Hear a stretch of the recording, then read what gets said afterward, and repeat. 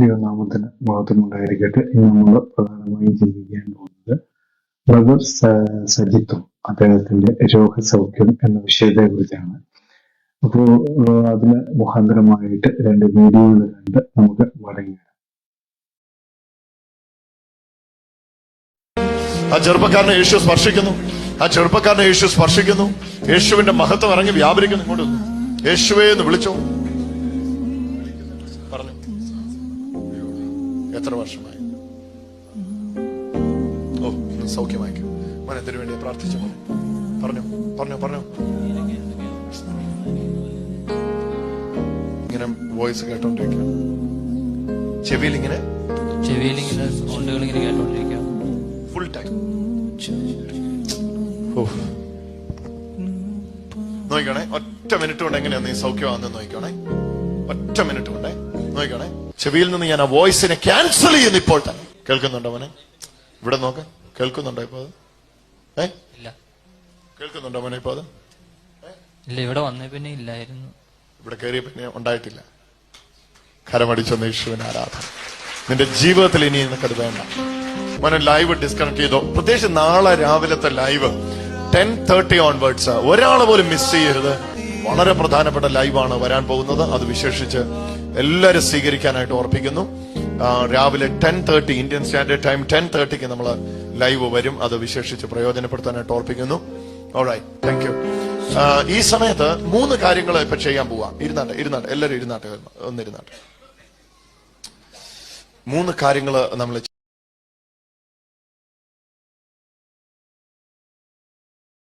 എന്നെ സംബന്ധിച്ചിടത്തോളം പരിശുദ്ധ ദൈവമാതാവ് എന്ന് ആരെങ്കിലും അറിയത്തെ വിളിച്ചാൽ, കാരണം പ്രൊട്ടസ്റ്റന്റ് ദൈവശാസ്ത്രം അനുസരിച്ച് ഒരിക്കലും അത് ശരിയല്ല. ഉദരം വാടകയ്ക്ക് എടുത്തു എന്ന അർത്ഥത്തിലേ ഉള്ളൂ. വാടക കഴിഞ്ഞു തിരിച്ച് നമ്മൾ വാടകയ്ക്ക് എടുക്കുന്ന സാധനം കൊടുക്കുന്ന പോലെ തിരിച്ചു കൊടുത്തു. ചിലര് കോഴിമുട്ട എന്ന് മുട്ടയുടെ തോട് പൊളിച്ചു കളഞ്ഞ്, തോട് പരിശുദ്ധ അമ്മയാണ്, മുട്ടയ്ക്കകത്തുള്ള കാമ്പ് എന്താണ്? യേശുവാണ്. മുട്ടത്തോട് ആരെങ്കിലും സൂക്ഷിച്ചു വെക്കാറുണ്ടോ എന്നൊക്കെയുള്ള ചോദ്യങ്ങൾ ഞാനും അത്ര നിസ്സാരമായിട്ട് അല്ല, ഞാനും ആ ചോദ്യത്തിന്റെ വക്താവായിരുന്നു. ഇപ്പൊ അത് പൊതുവെ സമ്മതിക്കുന്നതിലൊന്നും മടിയില്ല, തെറ്റുമില്ല. ഞാനും ആ ചോദ്യം ചോദിച്ച ചോദ്യത്തിന്റെ വക്താവായിരുന്നു. കാരണം എനിക്ക് കിട്ടിയ പരിശീലനത്തിൽ അതായിരുന്നു ചോദിച്ചിരുന്നത്. മറിയം മുട്ടത്തോടാണ്, പഴുത്തൊലിയാണ് എന്ന് പറയുന്ന ആൾക്കാർ കേട്ടിട്ടുണ്ട്. ഞാൻ എന്തുകൊണ്ടോ അത് പറയാൻ എനിക്ക് എന്റെ ദൈവശാസ്ത്രം മനസ്സിലാക്കാൻ അനുവദിച്ചിട്ടില്ല. ഞാൻ കോഴിമുട്ട എന്ന് മുട്ടയുടെ തോട് പൊളിച്ചു കളഞ്ഞ്, തോട് പരിശുദ്ധ അമ്മയാണ്, മുട്ടയ്ക്കകത്തുള്ള കാമ്പ് എന്താണ്? യേശുവാണ്. മുട്ടത്തോട് ആരെങ്കിലും സൂക്ഷിച്ചു വെക്കാറുണ്ടോ എന്നൊക്കെയുള്ള ചോദ്യങ്ങൾ ഞാനും അത്ര നിസ്സാരമായിട്ട് അല്ല, ഞാനും ആ ചോദ്യത്തിന്റെ വക്താവായിരുന്നു. ഇപ്പൊ അത് പൊതുവെ സമ്മതിക്കുന്നതിലൊന്നും മടിയില്ല, തെറ്റുമില്ല. ഞാനും ആ ചോദ്യം ചോദിച്ച ചോദ്യത്തിന്റെ വക്താവായിരുന്നു. കാരണം എനിക്ക് കിട്ടിയ പരിശീലനത്തിൽ അതായിരുന്നു ചോദിച്ചിരുന്നത്. വീഡിയോ എല്ലാവരും ശ്രദ്ധിച്ചു കാണുമല്ലോ. ഇതിനകത്ത് നമ്മൾ മനസ്സിലാക്കേണ്ട പ്രധാനമായ കാര്യം സജിത് ജോസഫ് എന്ന് പറയുന്ന വ്യക്തിത്വത്തെ കുറിച്ച് 2005, 2006 കാലഘട്ടങ്ങളിലാണ് അദ്ദേഹം ഒരു ബന്ദിക്കോസുകാരനായിട്ട് ജീവിച്ചിരുന്ന ഒരു കാലഘട്ടം. അന്ന് ഒരു ചെറുപ്പക്കാരൻ ഇൻസേർട്ടൊക്കെ ചെയ്ത് കയ്യിലൊരു ടാബും ഒക്കെ പഠിച്ച്, ടാബ് കണ്ടാൽ നമ്മൾ വിചാരിക്കും ബൈബിളാണ് എന്നൊന്ന് ചിന്തിക്കും. ആ തരത്തിൽ ഒരുങ്ങി ഒരു മോഡേൺ ഡ്രസ്സിൽ അദ്ദേഹം കടന്നു വരും. ഒരു ചങ്ങനാശ്ശേരിയിലൊക്കെ ആണെങ്കിൽ വെള്ളിയാഴ്ചകളിലായിരിക്കും അവിടെ മീറ്റിംഗ് നടക്കുന്നത്. അപ്പൊ ആ മീറ്റിങ്ങില് ഒരുപാട് ആൾക്കാർ കാണും. ഒരുപാട് രോഗികളൊക്കെ വന്ന് ഇങ്ങനെ കിടക്കും. അന്നൊക്കെ അദ്ദേഹം ദൈവവചനമായിരുന്നു സംസാരിച്ചു കൊണ്ടിരുന്നതെന്ന് എനിക്ക് പൂർണ്ണമായും പറയാൻ കഴിയുകയില്ല. ഞാനും അദ്ദേഹത്തിന്റെ പ്രസംഗങ്ങൾ TV-യിലാണ് പ്രധാനമായിട്ടും കണ്ടുകൊണ്ടിരുന്നത്. TV-യിൽ കണ്ടുകൊണ്ടിരുന്ന കാലത്ത് അപ്പൊ ഞാൻ നോക്കുമ്പോൾ ഒരു ചെറുപ്പക്കാരൻ, ഒരു കണ്ടാൽ ഒരു 25-30 വയസ്സ്, അതിൽ കൂടുതൽ തോന്നിക്കുകയില്ല. പക്ഷെ അങ്ങനെ ഒരു ചെറുപ്പക്കാരൻ ഇങ്ങനെ ബൈബിളൊക്കെ പഠിച്ചുകൊണ്ട് ദൈവവചന യേശുവിന്റെ നാമത്തിൽ എന്നൊക്കെ പറയുമ്പോൾ അന്നത്തെ സംബന്ധിച്ചിടത്തോളം അന്നത്തെ ചെറുപ്പക്കാർക്ക് ഇതൊക്കെ കാണുമ്പോൾ വലിയ ആവേശമായിരുന്നു. അദ്ദേഹത്തെ കാണുമ്പോൾ വലിയ ആവേശമായിരുന്നു. പിന്നീട് ആരൊക്കെയോ പറഞ്ഞു അദ്ദേഹത്തിന്റെ രോഗശാന്തി കള്ളത്തരമാണ്, പിന്നീട് അദ്ദേഹം പറയുന്ന ഒരു ദുരുപദേശങ്ങളാണ്. അന്നു മുതൽ അദ്ദേഹത്തെ ഒന്ന് വാച്ച് ചെയ്യണമെന്ന് ഞാനും മനസ്സിൽ ചിന്തിച്ചു കഴിഞ്ഞു. അങ്ങനെ അതിന്റെ മുഖാന്തരമായി ഞാൻ വാച്ച് ചെയ്യുകയും അങ്ങനെ അവിടെ പോകാനൊക്കെ ഇടയായി. എനിക്ക് തോന്നുന്നു അദ്ദേഹത്തിന്റെ അസിസ്റ്റന്റ് ജോസ് അങ്കിള് എനിക്കറിയാവുന്ന ഒരു വ്യക്തിത്വമാണ്. അദ്ദേഹത്തെ കുറിച്ചും എനിക്കറിയാം. അദ്ദേഹവും വിശ്വാസത്തിലേക്ക് വന്നത് ഈ സജിത് ബ്രദർ കാരണമാണ് എന്ന് അദ്ദേഹം പല സ്റ്റേജുകളിലും പറഞ്ഞു കേട്ടിട്ടുണ്ട്. അപ്പൊ അങ്ങനെയൊക്കെ അറിയാവുന്ന ഒരു കാര്യമാണ്. അങ്ങനെ എനിക്ക് തോന്നുന്നു 2016-17 ആ കാലഘട്ടമൊക്കെ ആയി കഴിഞ്ഞപ്പോ അദ്ദേഹം പിന്നീട് വീഡിയോയിലൊക്കെ വരാൻ തുടങ്ങി. എന്താണ് വിഗ്രഹങ്ങളെ ആരാധിക്കാം, വിഗ്രഹങ്ങളെ സേവിക്കാം എന്നൊക്കെ പറഞ്ഞുകൊണ്ട് അദ്ദേഹം വീഡിയോ ചെയ്യും. അതിലൊന്നും തെറ്റൊന്നുമില്ല എന്ന് പറഞ്ഞുകൊണ്ട് അദ്ദേഹം ലോകത്തിലുള്ള എല്ലാ കാര്യങ്ങളെ അംഗീകരിക്കാൻ തുടങ്ങി. ദൈവവചന പ്രകാരമുള്ള കാര്യങ്ങളൊക്കെ അംഗീകരിക്കാൻ തുടങ്ങി.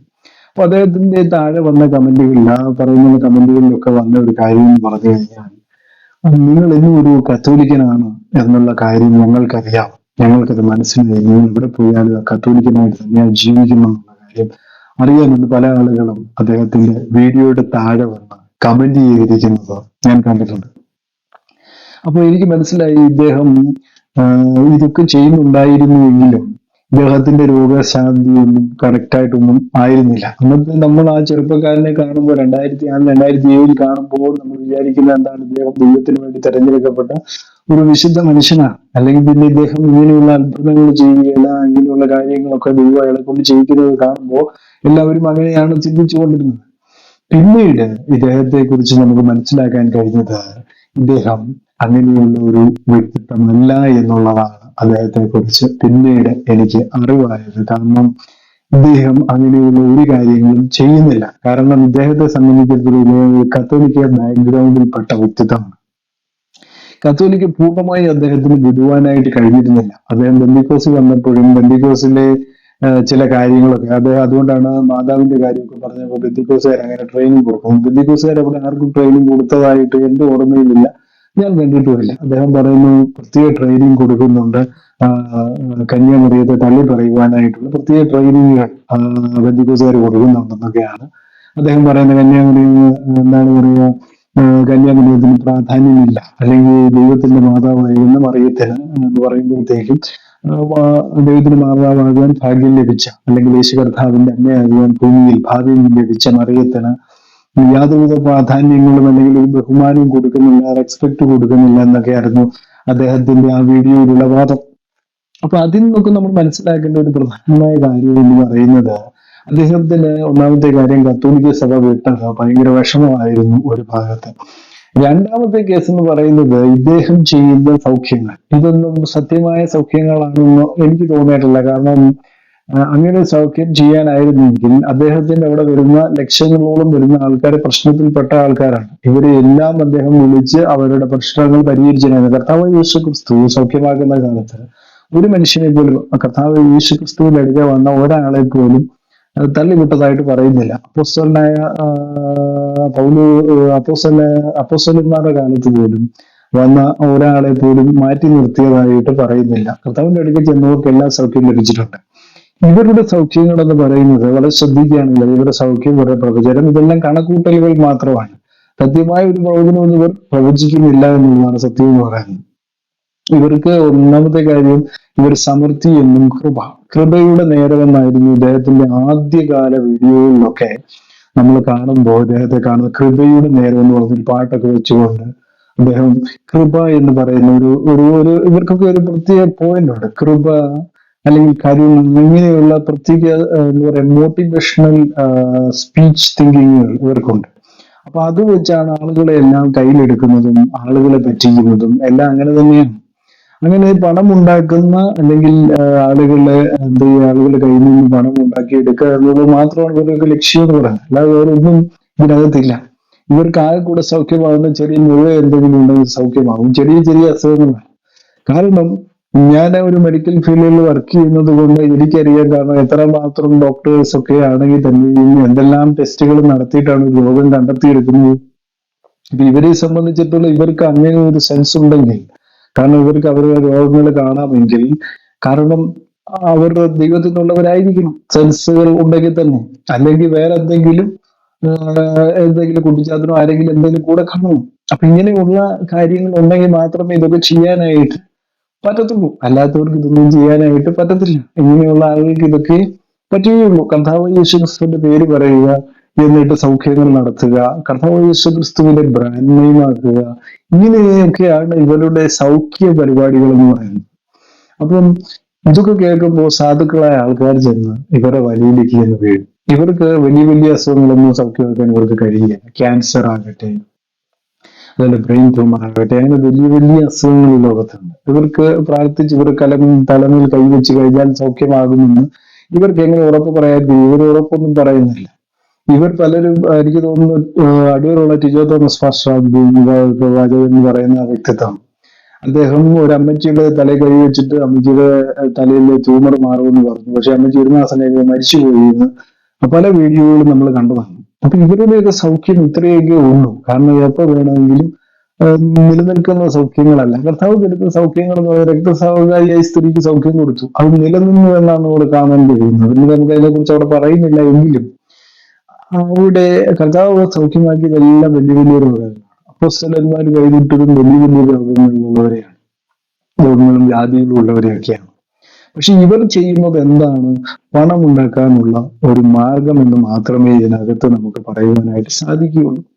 പിന്നീട് നമ്മുടെ സജിത് പാസ്റ്റർ പറഞ്ഞ, അല്ലെങ്കിൽ സജിത്ത് എന്ന് പറയുന്ന ഈ വ്യക്തിത്വം, പാസ്റ്ററാണെന്ന് പറയുന്ന ഈ വ്യക്തിത്വം പറയുന്ന മറ്റൊരു കാര്യം,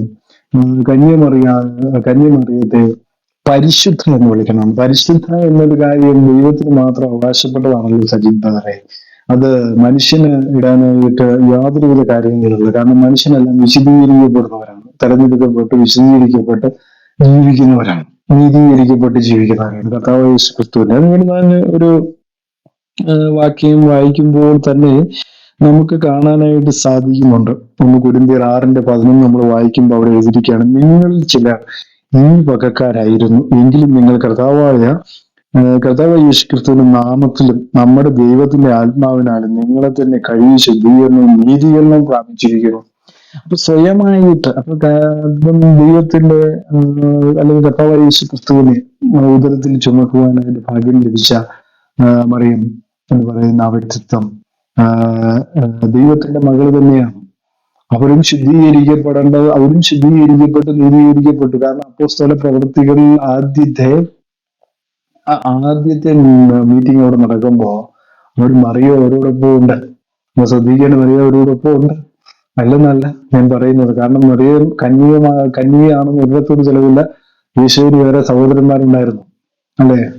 യോസഫ് പിതാവെന്ന് വിളിക്കുന്ന യോസഫിന് മറിയത്തിന് വേറെ മക്കളുണ്ട്. യേശു ക്രിസ്തു പരിശുദ്ധാത്മാവ്, ദൈവം ആത്മാവായി ജഡത്തിൽ വെളിപ്പെട്ടതാണ് യേശു ക്രിസ്തു.